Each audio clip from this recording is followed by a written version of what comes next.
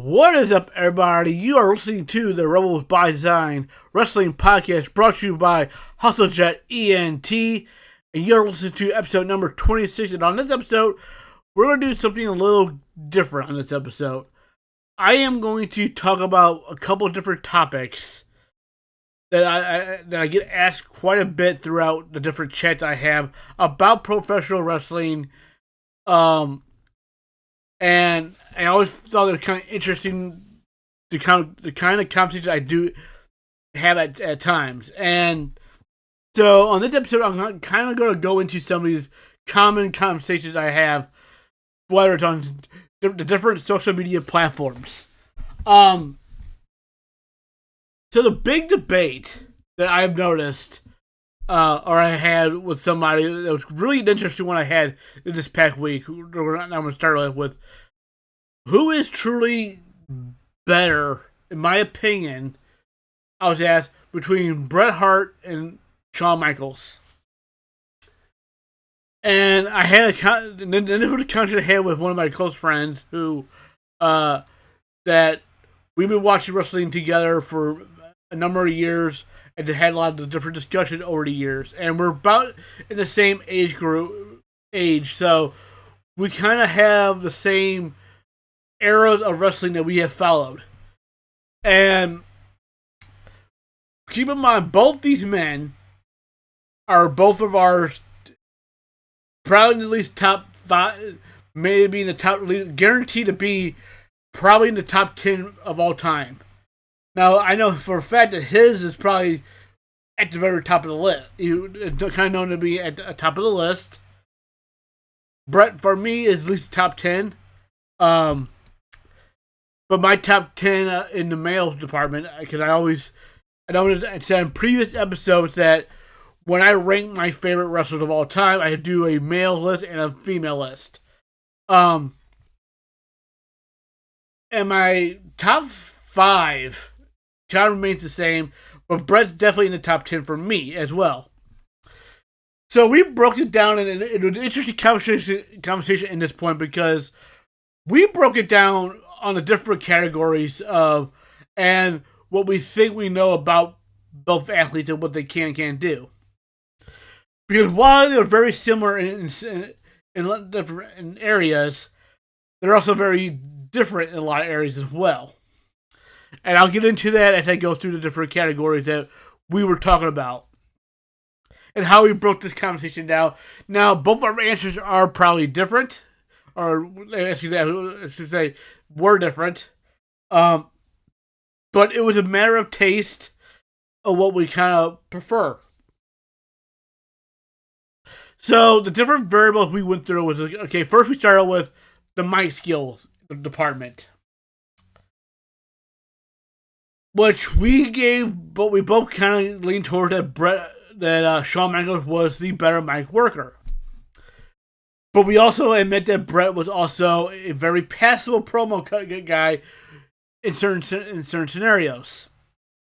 But we know that Shawn Michaels is the more quotable and more known for his mic work compared to what Bret Hart was.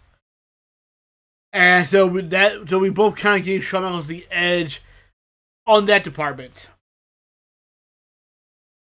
Then we went to in-ring skills, which we kind of looked at a toss-up.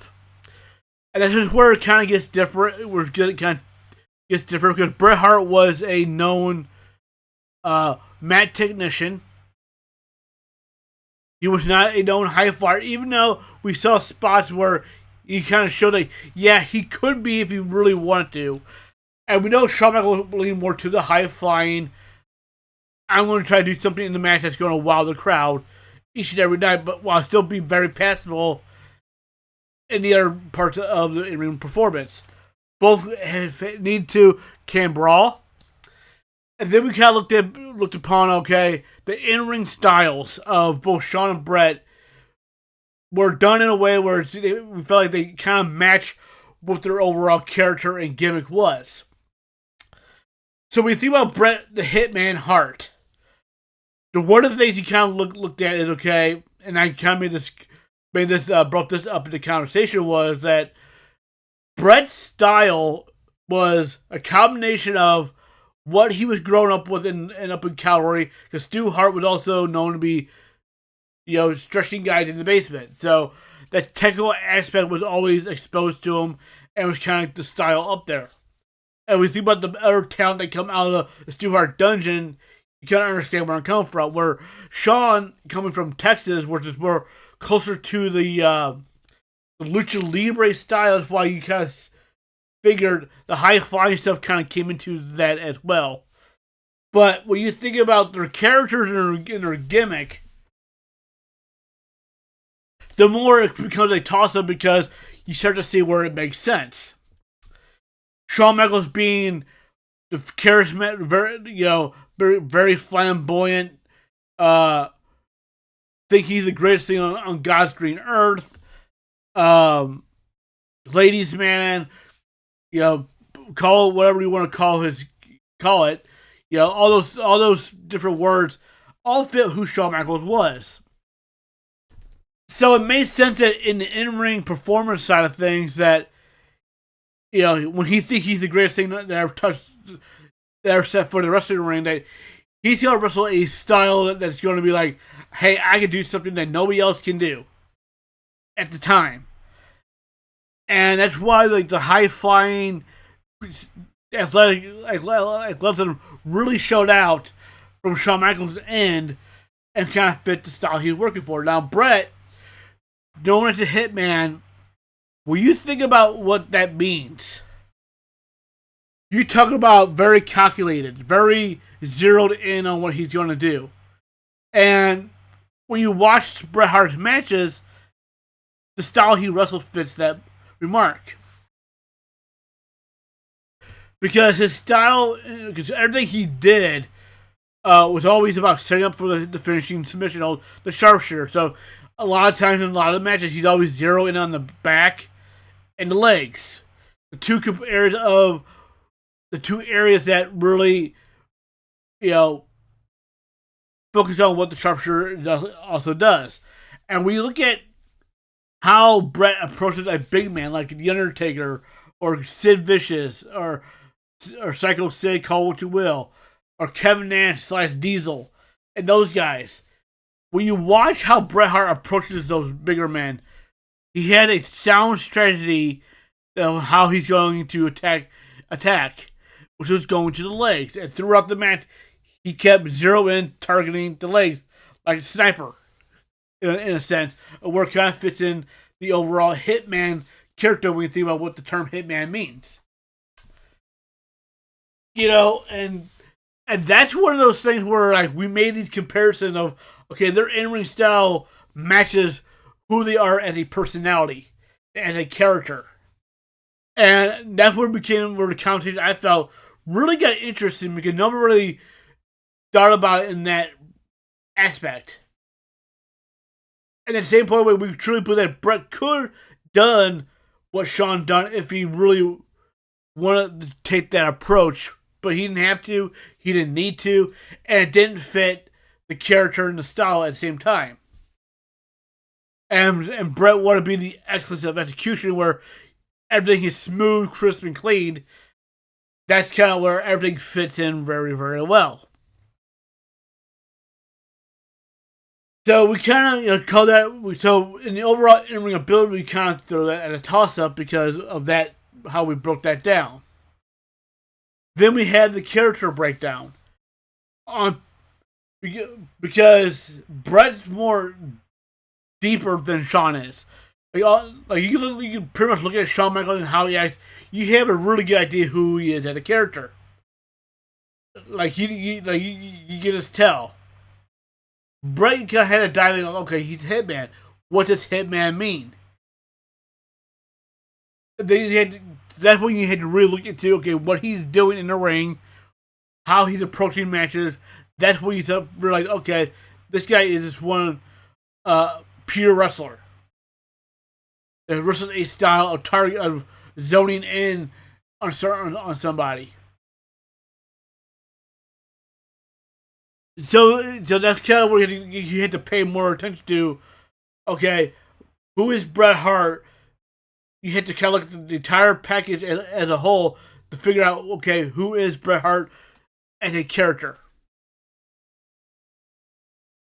And I always thought that it was kind of an interesting conversation we were having about that. Now, of course, my friend, he picked Bret Hart being his favorite because that's what he liked. And I picked Shawn. Because I was more of a fan of, the being, as the high flying stuff kind of attracted me a little more in that aspect. Nothing against Bret, because Bret is another favorite of mine. And it was kind of cool. It was kind of interesting because during this conversation, we kind of was telling a bit of story because my brother was also big on Bret. And during the weekends where we were at my grandparents' house, we did watch some of the wrestling. And my grandparents would ask questions about the different wrestlers and why certain ones are the favorites. And Bret Hart was a conversation that happened quite a bit because we kind of explained that he's what a pure wrestler looks like in that generation. And it was the new generation area where there was a lot of gimmicks and characters. And meanwhile, Bret was more of a traditionalist, if you will. So that became a really cool conversation that we had. So then we had a third person kind of break their opinions down, and he also kind of leaned towards Shawn a little bit too. But both kind of had the same concept of how we felt about the approach. So that was kind of a cool conversation I had over wrestling this week. The other one, the common thing I see on every single week about, and I know I just probably in previous episodes, I kind of tapped into this a little bit.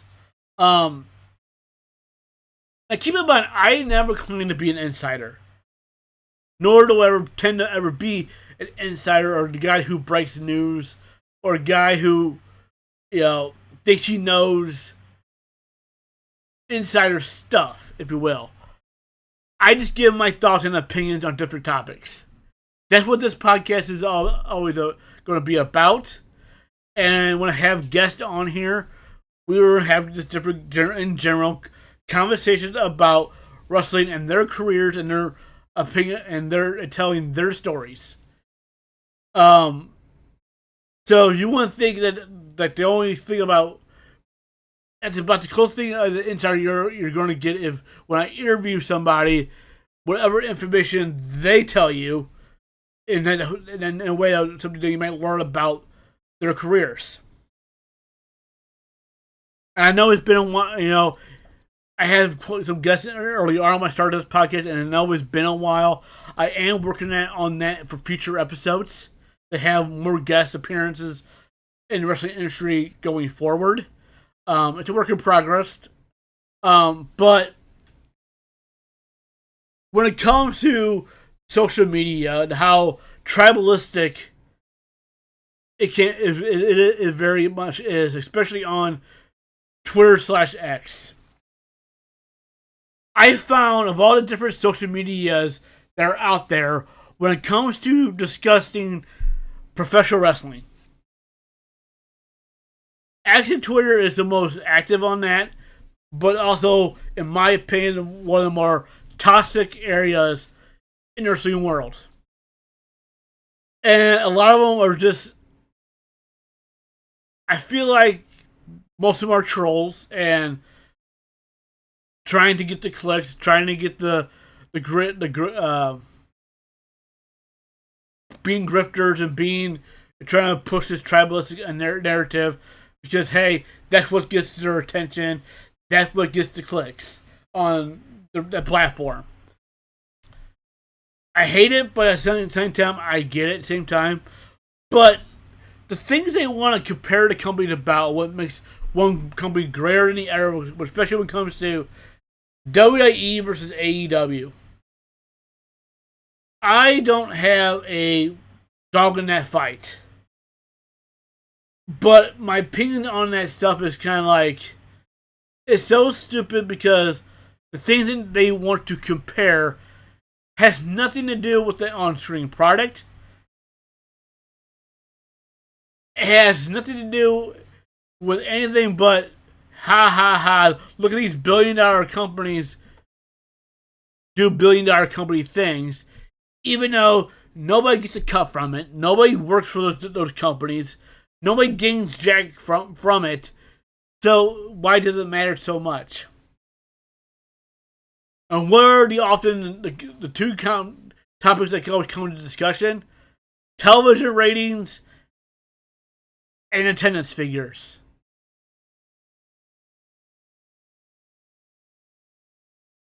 I have never, in the last few years, I have never seen so many people that are so in tune of those metrics. And why does it matter as a fan? Because it comes up as, well, if the ratings were higher or if the attendance was or arena was fuller, that's the only way I could have ever enjoyed that particular show. And I always found that weird to me. I do. Because none of those things for me ever mattered to me to whether I want to enjoy a show or not. Especially the crowd sizes, because I am not watching a wrestling show trying to count how many empty seats I can find. I don't care. Some of the best wrestling shows I have seen happen in front of a crowd of at max, maybe 1,000.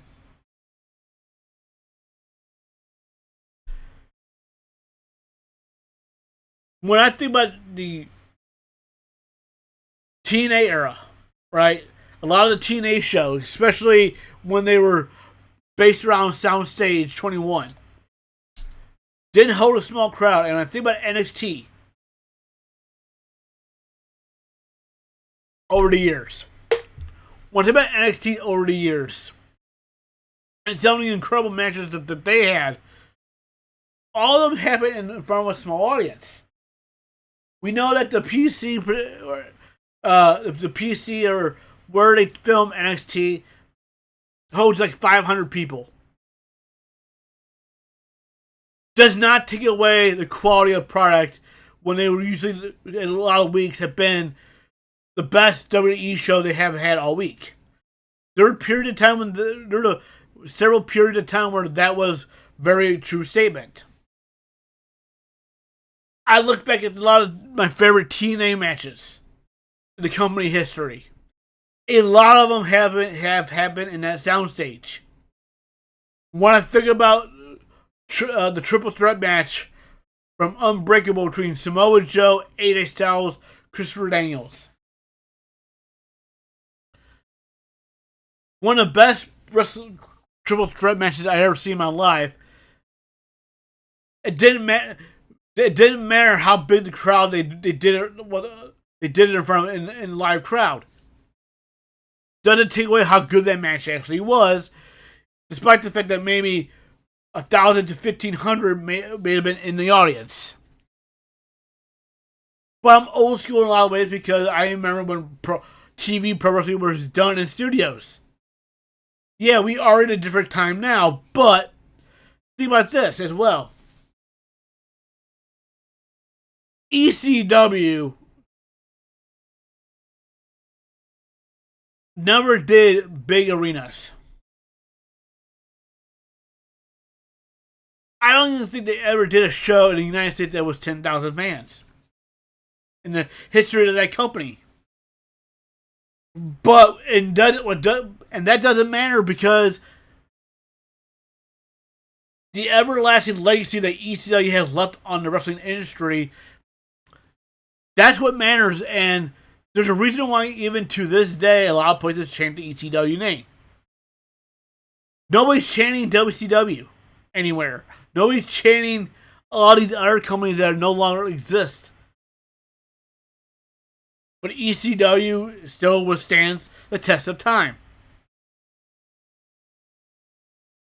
So, and their crowd was never ever been compared in size to a WWE crowd or a WCW crowd during their peaks.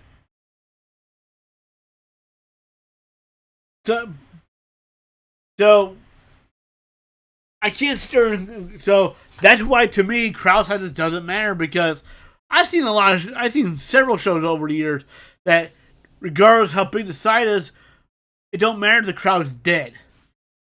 I prefer a smaller crowd that's very loud and into the show, which a lot of the AEW shows are like that. I prefer that atmosphere versus 10 plus thousand fans sitting on their hands, barely reacting to anything. And there's been plenty of examples of that over the years. And it's one of those things where it depends on the week which show is actually in quality the better show. Take away the attendance and take away whatever the ratings that come out actually are. None of that matters to me to find out whether or not I enjoy a show. Some weeks Raw is the best show. Some weeks it's NXT. Some weeks it's Dynamite. And SmackDown has been one of the worst shows for wrestling during a lot of the weeks. Why? And it's hard to figure out why that exactly is, but SmackDown is definitely missing something, and the quality ain't just not there. And a lot of people were giving the Road Dogg the blame, and which clearly he wasn't the problem, because he's been gone for months now, and the grass has not become greener. The quality hasn't gotten better. It's been more of the same, so obviously it's something else that's missing in that aspect. Now, I can't speak for Collision because I barely get to watch Collision because it's on the weekend. And I'm out about doing things on weekends. So my main shows I get to watch or watch the highlights of is Raw, NXT, and Dynamite. And sometimes TNA. But do I sit down and watch all these shows? No, I don't. Usually, the day after they air, I kind of get the highlights and get the pinpoint. Okay, maybe I need to go back and watch this match or that match, but I don't need the entire show. I kind of weed it out a little bit now. So I know, me personally, I'm not anybody's actual number on a television rating or a Netflix rating, because I'm not watching a lot of these shows live as it happens, and I'm fine with that. And here and there, I get a PLE or watch a pay-per-view or PLE, or call what you would, depending on what company it is. And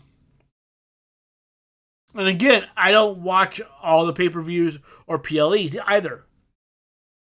It depends on, do I look at the card and say, hey, this card got a lot of potential? And AEW last night, a lot of people called one of the AEW's best overall pay-per-views ever, if not the current best wrestling pay-per-view we had the entire year, which, we know Night 2 WrestleMania was considered to be excellent. We know Backlash was ended up being very good. And the upcoming WWE pay-per-view, we got pay-per-view as of the recording, has a very strong possibility of being an excellent show as well. We'll see how well they execute it.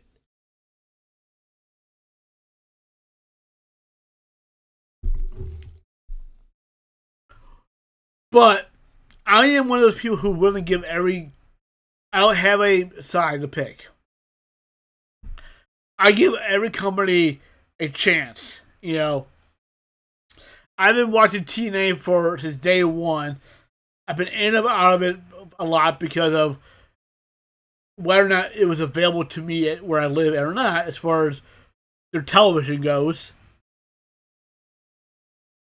Now that they're on AMC, they are more accessible for me now. Unfortunately, their quality of show has been like this. Some good, some okay, some not great. Um, and which just sucks because they do have talent there. But I just feel like there's not enough of those talents on television. I don't feel like everybody's being utilized to their full potential. And kind of, a lot of these short-term contracts, some of their best talents kind of get, taken away very, very fast. And Leon Slater is kind of one of those things where they need to keep him. I feel like TNA needs to keep him as much as they possibly can. But a lot of people are talking about that he might be on his way to WWE very, very soon because his deal is coming up soon. And I hate to know that because I feel like he's one of those talents that TNA needs to keep around and build around.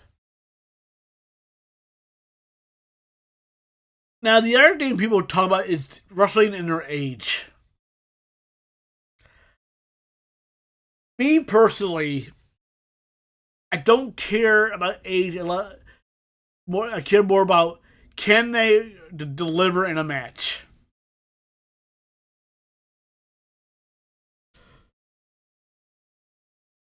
A lot of people complain that WWE pushes too many people in their 40s. And then the recent releases that we discussed before was because they want to start a youth movement.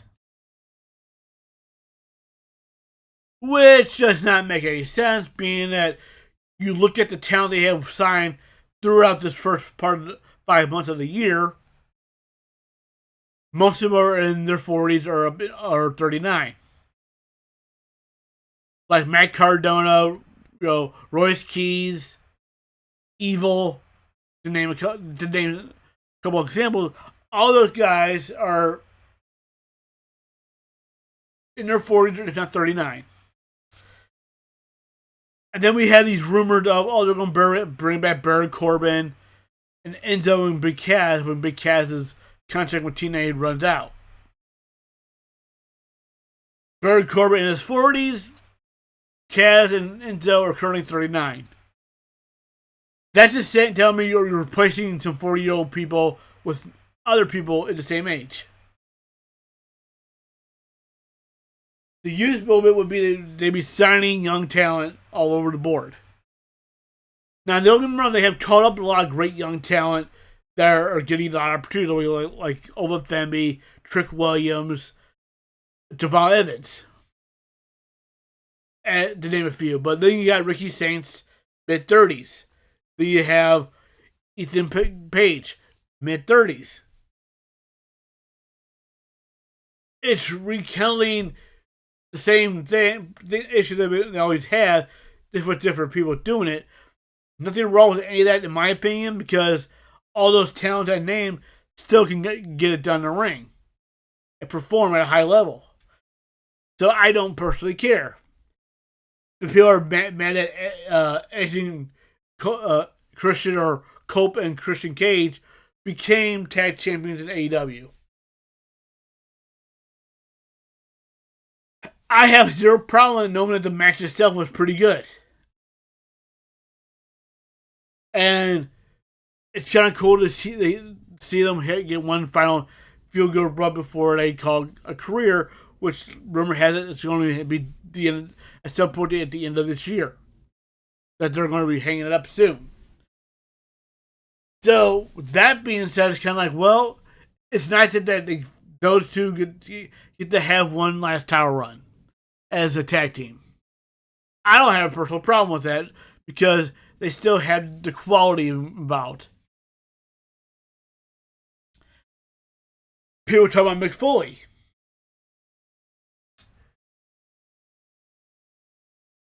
It's going to be interesting what he actually does going forward. I don't have a problem with him signing with AEW if he sticks with a non-wrestling role. And I was seeing people, as soon as he's saying, oh, he's going to do this, that, and the other, like, no, are you sure about this? Like, people are all mad at, he took a bump, blah, blah, blah, blah, on the pre-show, like, okay, he took a low blow, didn't take a full back bump of any kind. He kind of went down went down as gently as possible. And that was it. And people act like he's going to wrestle, or he went to their flaming barbed wire table at last night of his recording. This is the day after Double or Nothing, as I record this. People were acting like he did all these other crazy things, and I'm like, you're trashing something that hasn't even happened yet, because in your own sick, twisted mind, you think something's going to happen, well, you know for sure it's going to happen. Because Mick Foley wanted to do a death match on his 60th birthday last year. And he did not go through with it because during the earlier process of doing in-ring drills, he got a concussion in the basics department, and then really gave him second thoughts about ever having a match again. Of course, that always could change because that's wrestling. But he's also a grown-ass man that can make his own decisions.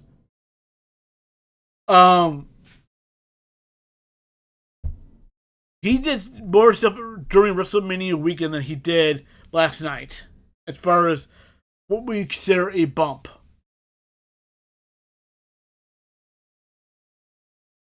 Just be clear with that.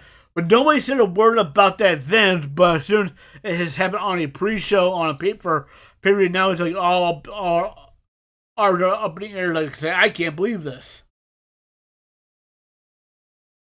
And people really like to paint these imaginary pictures to try to fit some kind of narrative to be just in order to push a negative about a company.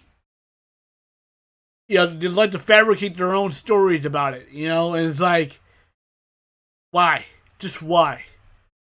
Why don't we just wait and see what's going to actually happen instead of trying to judge something that never has happened because you thought in your mind, well, this is a very this is possible, but it's not. Anything's always possible, but like to take it out on a company as if it did happen when it hasn't, it's always, I found, silly to me. Now you see that a lot on social media. It's like that's what has become of the tribalistic world of social media. Is that in order to take a dig out of their company, they start making up their own scenarios and stories and run with it. And I always found that to be very, very weird. Or throw around slangs and words about in order to describe somebody and they come up as not even knowing the true definition of certain words. I've seen a lot of that as well.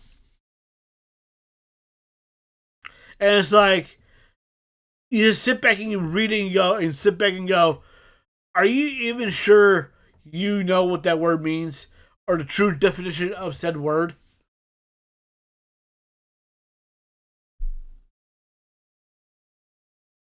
And like, the biggest topic today was, okay, what happened after the 8-day pay-per-view of this recording? That there was a big issue of fans getting out of the building because of a gate being locked somewhere else in New York that brought people to the transit system. Some reason that's AEW's fault. Some reason that somehow became Tony Khan's fault. Instead of blaming, the New York officials who run the transit system. Well, keep in mind, they were running. It was just a closed gate at the baseball field that's close by to where they were hosting the show. So So the real blame goes to the officials who run uh, uh, Citizens Park, but no, it's somehow Tony Khan's fault. Even though the same issue happened at WrestleMania 35, that there were issues about in the transit area, but no one was blaming WWE during that time. But the big complaint came, okay, the start and finish time of these events. Which, keep in mind, I'm pretty sure all these things were discussed beforehand, before the show even happened, with various city officials about the potentials.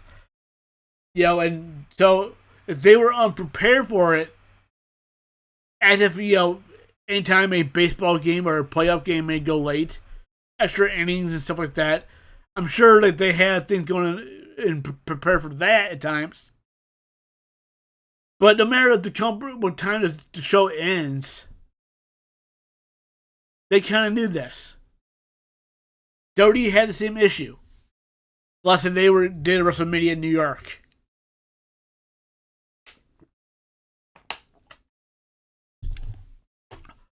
But I remember it wasn't really that long ago that nobody was ever complaining about that, blaming Vince McMahon or Triple H or Nick Khan about it.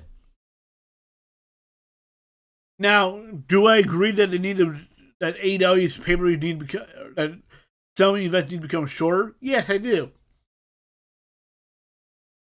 Or at least, do I agree with the idea of possibly an earlier start time, so the shows do end at a decent time? Sure, I'm for that.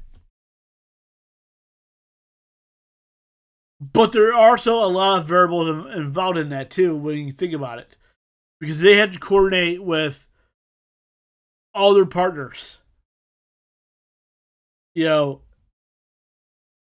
move the pay-per-views at certain time, which they can be done. We've seen it happen with All In last year and other events, and it worked out well.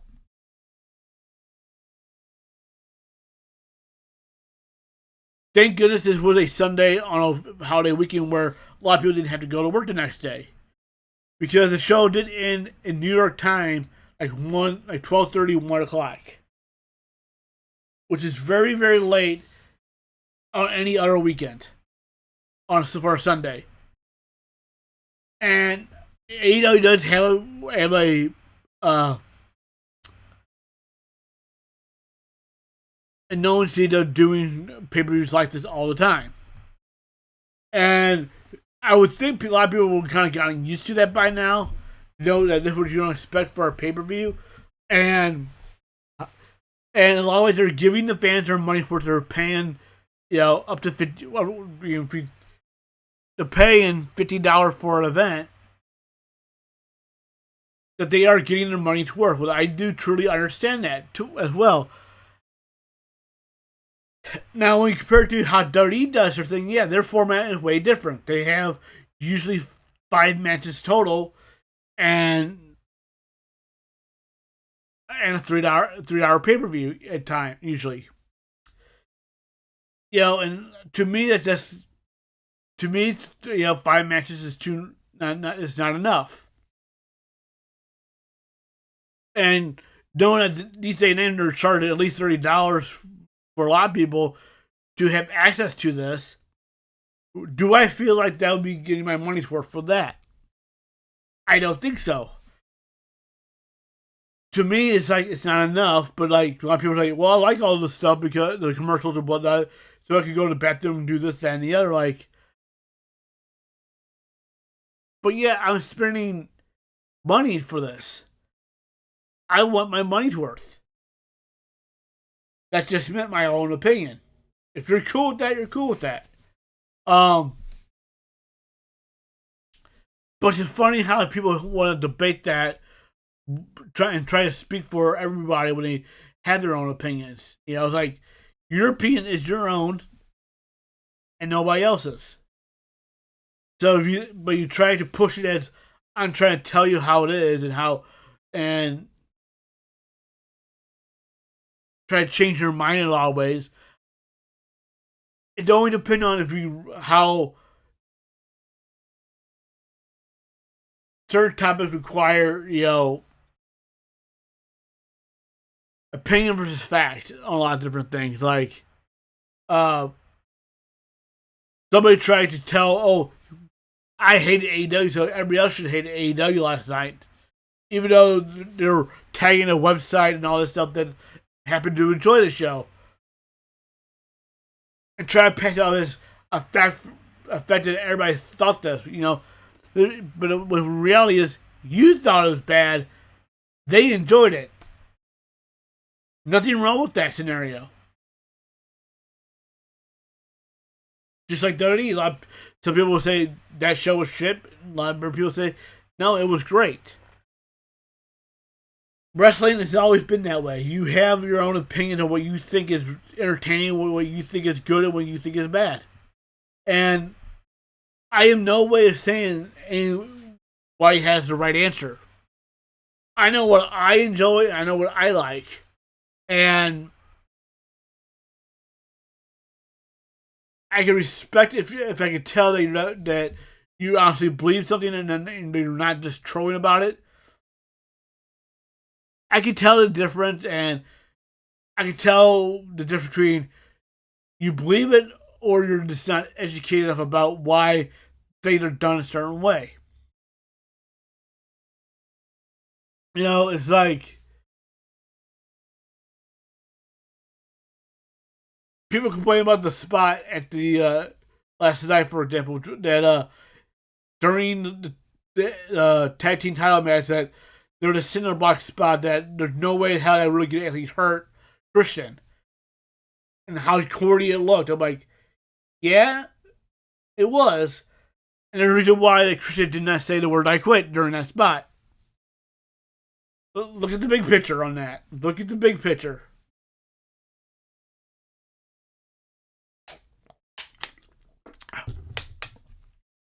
But like we look at AEW, or look at WWE, like people enjoy the Danhausen stuff. Other people don't. Me personally, I think Danhausen is a lot of fun to watch, and I watched him for so many years. AEW, in my opinion, did miss the ball on Danhausen. A lot of people for a long time didn't really get who he was, but like what we know now is but if those who pay attention to him, he's very entertaining. And I watched him for a number of years even before AEW got him. And what we see in W now is what AEW missed out on. I would not be the one to admit to that. Because again, I'm not pro either side. I try to be very unbiased as possible. But as somebody who's watched Danhausen throughout the independent scene, I have met the guy before. Very, very nice guy. Very down to earth, and just a great person. That's really what he is. And whatever he's doing, and he busted it after years to get this character over. And now he became a money-making machine. Which is good for him. Good for him doing something that's helping him feed his family, become very successful after all this years of hard work to develop this character. Now is really truly paying off in a very big way right now. And for me, I like seeing the story as it develops, because I always enjoy seeing a story of when you watch somebody's career develop over the years and they make this rise to the top, and make their rise to do big things in wrestling. And you remember back when they were, just trying to make it, and bursting on the scenes. Dan was one of those guys who was one of those guys because where I live in St. Louis, Danhausen for the longest time was pretty much a regular on one of the local indie shows. He was there, he was at the show almost every single month for the last couple of years before AEW signed him. And the last year before he left AEW to go to WWE, he was making an appearance for that company again, where he was allowed to actually do indie work. So it's kind of special when you see a talent that you've seen locally make it. Or you've seen somebody who developed over the years make it to one of the bigger companies. Sky Blue, to me, was somebody who I remember seeing when she was just only a couple years into wrestling. When she was did a appearance for the NWA during one of the anniversary shows. Years before AEW ever used her for the first time. So when I see her make it to AEW, I was like, okay, I remember her from this, from before she really, when she was just breaking onto the scene, period. And I always enjoy those stories and watching those stories. And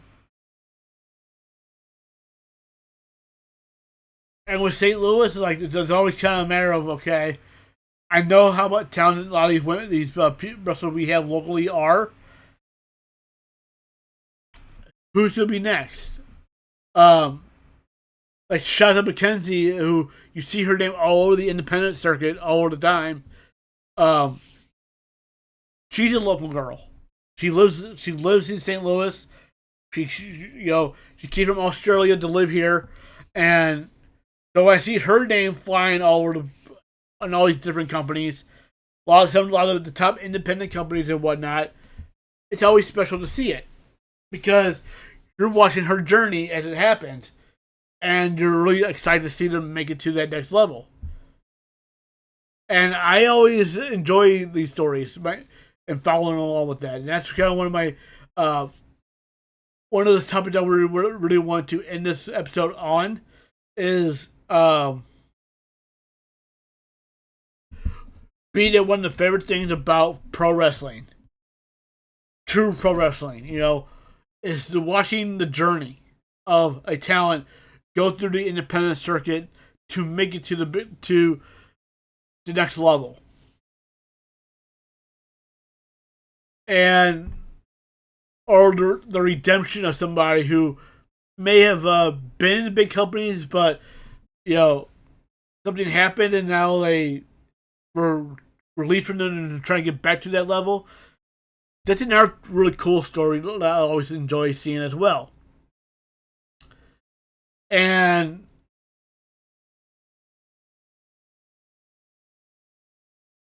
if Enzo Amore goes back to WWE, it's a big rumor right now. I watch this guy really, entertain. People always had, like to trash on him a lot, dug on him a lot. But as somebody who's watched a lot of his stuff on the independent circuit, the guy still has it when it comes to he knows how to work the crowd. He's not that. I've seen his in-ring improvement.